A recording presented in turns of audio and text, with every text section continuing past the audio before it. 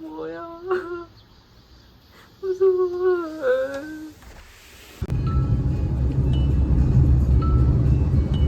24일까지 미국 워싱턴 DC를 방문해 미 행정부와 의회, 업계 주요 인사들과 쿠팡 문제를 비롯한 양국 통상 여기서 또 버스를 타고 어디 가시는 거예요? 위기 중 네, 천안 가요. 400여 종의 생물이 네. 서식하는 갖다 터전인 내려오시는 거예요? 모르겠어요.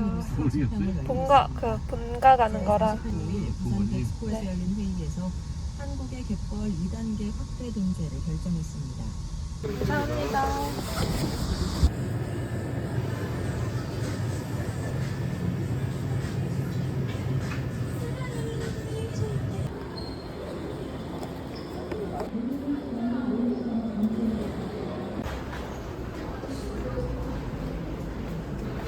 안녕하세요.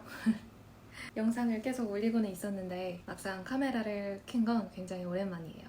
거의 2주가 다 된 것 같네요. 그동안 많이 아팠어요. 갑자기 대상포진이 와서 갑자기 속이 좀 뒤집어지고 하고 싶었던 말은 직장인인데 취준을 하는 모습을 보여드리면서 처음으로 카메라를 계속 들었던 것 같은데 취준이 끝냈습니다. 기뻐야 하잖아요. 오늘 사실 결론이 났는데 오늘 많이 막 울었어요. 그동안 해오던 분야가 아니기도 하고 그러나 하고 싶었던 분야였고 근데 어째서인지 손이 안 가던 분야였어요. 좀 친구들은 또 혹은 대학교, 대학원 동기들은 다 멋진 직장, 멋진 회사에서 막 근무를 하고 있는데 왜 이래? 나는 그러하지 못했다?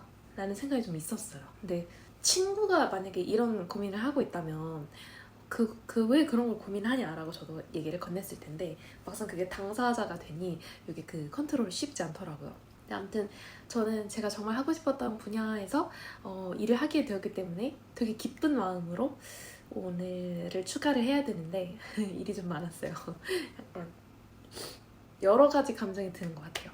처음 하는 일이면 누구나 두렵고 잘할 수 있을까?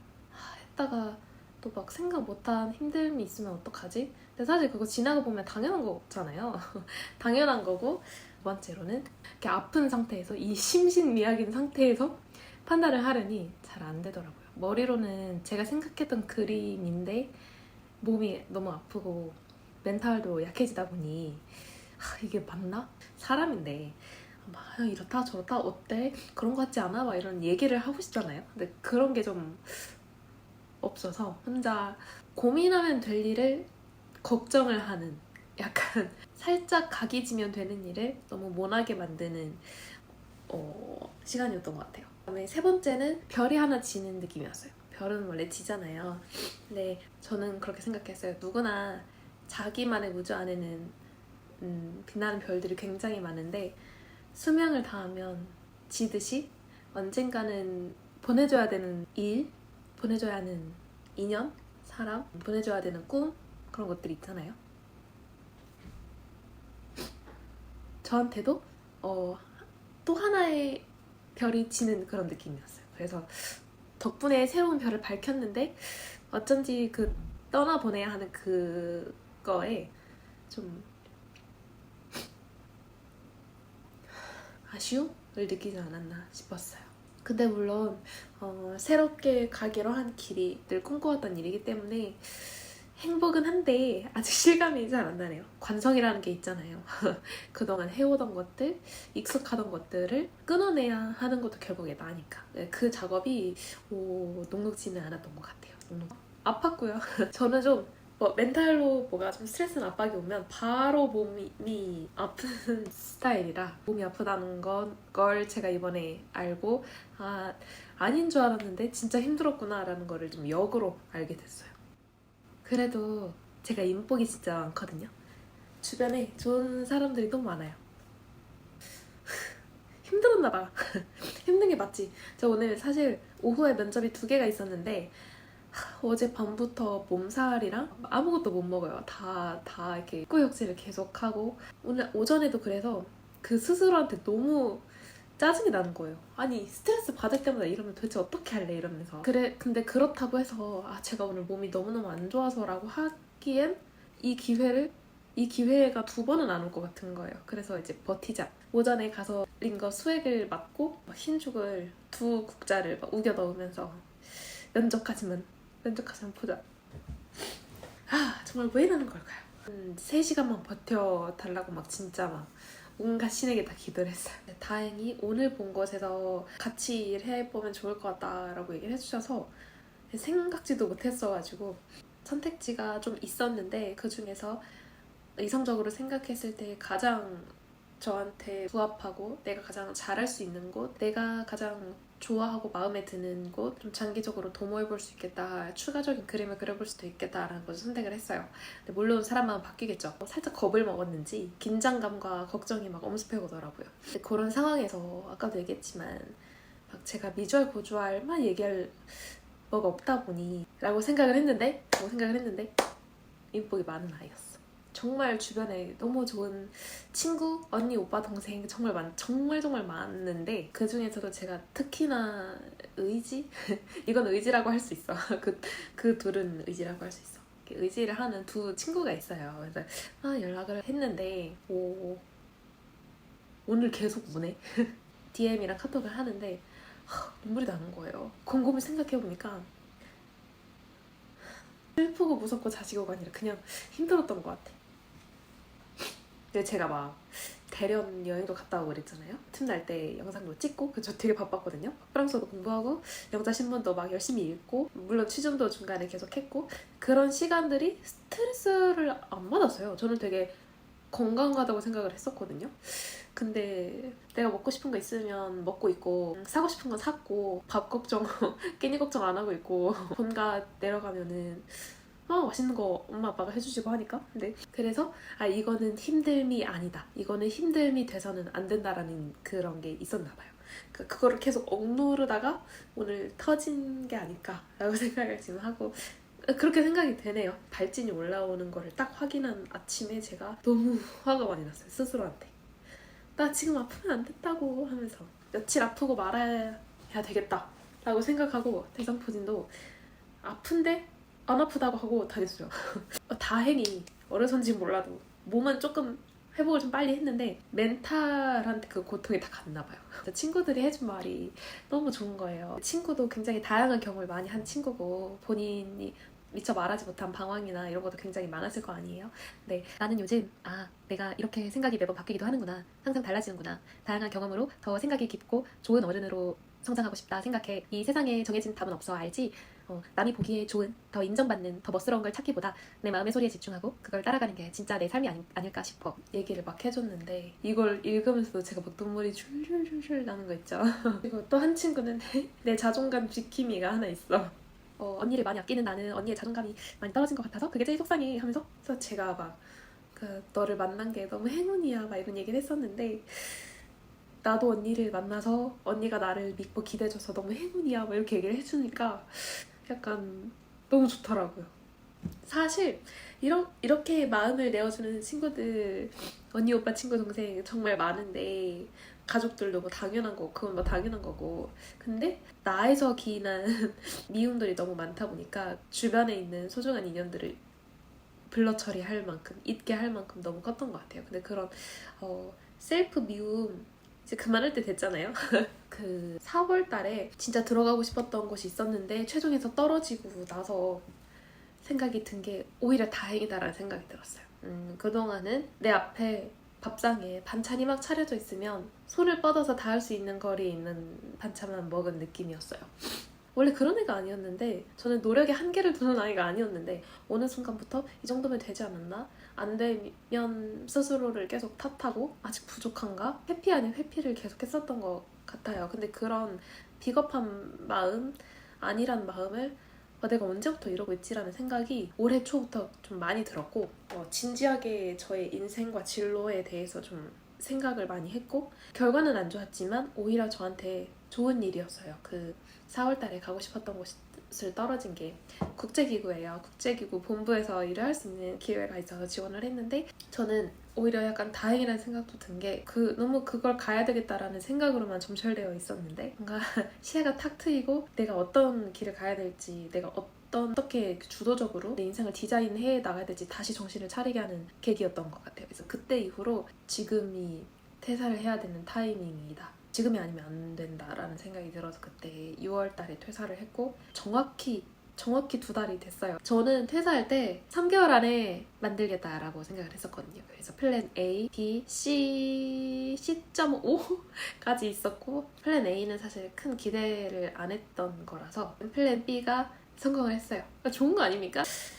이 감정은 조금 다른 얘기를 하고 있는 것 같네요. 더 이상 그렇게 회피하거나 비겁하거나 아니라는 생각 가지지 않고 그 정도 도끼까지는 아니더라도 진심으로 임하고 뭔가 진짜 몰두해서 해보자라는 생각이 들었고 이제 그렇게 해서 결정한 게 지금 현재 설정한 길이에요. 근데 갖고 있었던 건 내려놓고 나한테 없는 것들을 대면하고 주워 담아야 하는 과정이다 보니 그런 거 있잖아요. 나이가 들수록 아직 어리지만 나의 한계를 마주하고 인정하는 게 쉬운 일이 아니잖아요.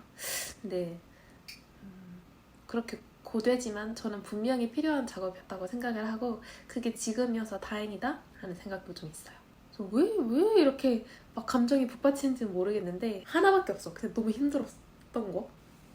이렇게 친구들한테 좋은 얘네가 나를 울려. 3년 좀 전에 그때도 좀 많이 힘들어할 때였어요. 근데 그때 어떤 책을 하나 읽었어요. 그러더라고요. 사람한테는 정신, 마음, 몸이라는 3가지의 속성이 있다. 근데 그 3가지의 특성이 다 다르다. 근데 우리가 간과하는 게 늘 몸이랑 정신이라는 이 2아이에는 좀 집중을 하는데 마음이라는 아이한테 참 신경을 못 쓴다. 이제 결론만 얘기하면은. 근데 이 아이의 속성이 참 어린애와 같아서 한번 토라지거나 삐지면 달래기가 너무 어렵고 이런 얘기를 들었어요. 근데 저는 진짜 그 글을 읽기 전까지 일단 마음, 몸, 정신 3가지로 나눌 수 있다는 것 자체를 생각을 안 하다 보니까 그냥 하염없이 나는 왜 그러지 였는데 그 글을 읽고 굉장히 큰 위로가 되었었거든요. 일단 마음, 정신, 몸을 3가지를 분리를 함으로써 내가 왜 힘들고 지금 뭐가 부족한 상태이고 뭘 나한테 줘야 하는지가 되게 명확해지거든요. 문제는 그걸 알면 뭐해. 막상 또 이렇게 삶에서 굵직한 일들이 닥치면 다 잊게 됩니다. 그냥 오로지 나를 탓하거나 나 아닌 누군가를 탓하거나 상황을 탓하거나 그쵸? 다시 건강한 신체 너무 힘드니까 진짜 다 놓고 도망가고 싶은 거 아시죠? 취준생 분들 아시죠? 안 끝날 것 같고 배가 너무 고파요. 배가 너무 고파. 그런 얘기를 하고 싶었습니다. 이르지 않은 나이에 라고 하기에는 너무 어른들은 다 나보고 어리대. 냉정하게 회사에 가서도 적은 나이는 아니라는 얘기를 막 들어. 만으로는 20대지만 그것도 몇 달 안 남았거든요. 그거를 스스로도 잘 알고 있고 머리로는 정말 잘 아는데 힘든 거 뭐 어떡합니까?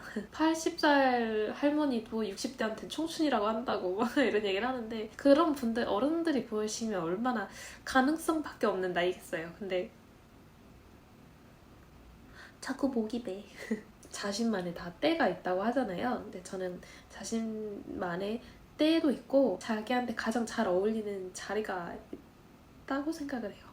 맞지 않는 자리에서 맞지 않는 옷을 입고 있는 거는 할 수 있어. 근데 이제 한계가 있겠죠. 분명히 자기한테 맞는 자리가 있다고 생각을 하고 근데 그 자리라고 해서 많이 한 꽃길이 아니겠죠. 되게 힘들고 어렵고 막 생각보다 실망을 많이 할 수도 있겠죠. 저도 그랬었고 어느 정도는 귀를 닫는 것도 나를 위해 필요한 일이라는 것 같아요. 제가 귀를 좀 많이 여는 스타일이다 보니 이게 조금 딸린데 요게 많다 보니까 그게 제 스스로한테 되게 핑계를 많이 댔었거든요. 취준을 하시는 분들 저처럼 그런 안 좋은 말이지만 그런 얘기 하잖아요. 막 중고 신입인 막 대학을 졸업하신 분들도 계실 거고 저처럼 대학을 졸업했는데 졸업하자마자 코로나가 왔어.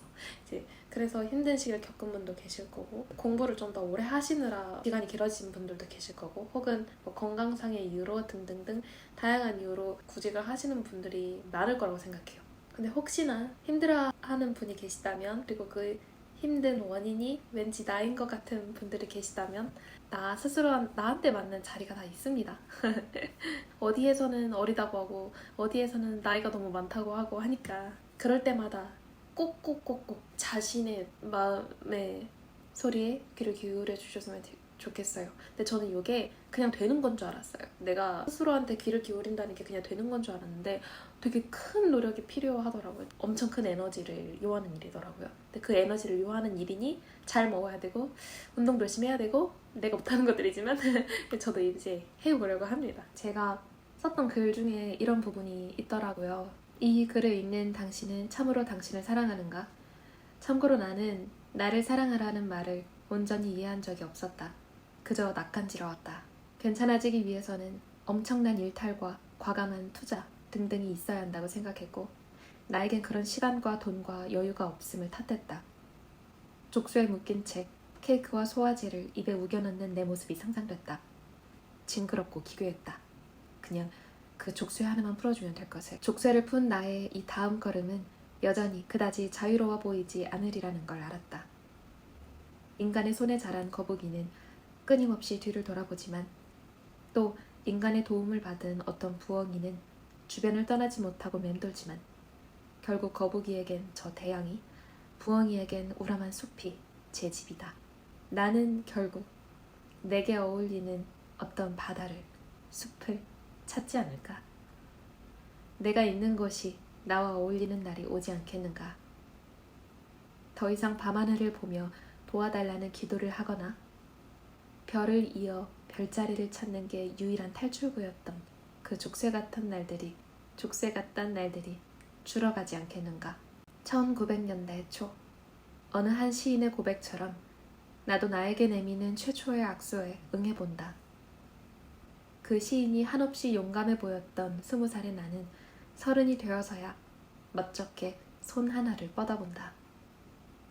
평안하길, 10년의 미움이 사그러들게, 당황하는 우리에게 위로와 위안이 되길. 요렇게만 한번 생각해 볼까요? 제가 25살 때 썼던 방법이에요. 힘들어할 때 제가 19살, 20살, 21살 이때 썼던 일기장을 우연히 보게 됐어요. 얼마나 파릇파릇하고 예뻤을까라는 생각을 했어요. 근데 그런 생각을 하고 일기장을 딱 폈는데 세상에 이렇게 우울할 수가 없는 거예요. 나에게 너무 미운 말들을 쏟아내고 있었던 거예요. 그때 든 생각이 아니 왜? 왜? 딱 해주고 싶은 말이 잘하고 있다. 걱정하지 마라.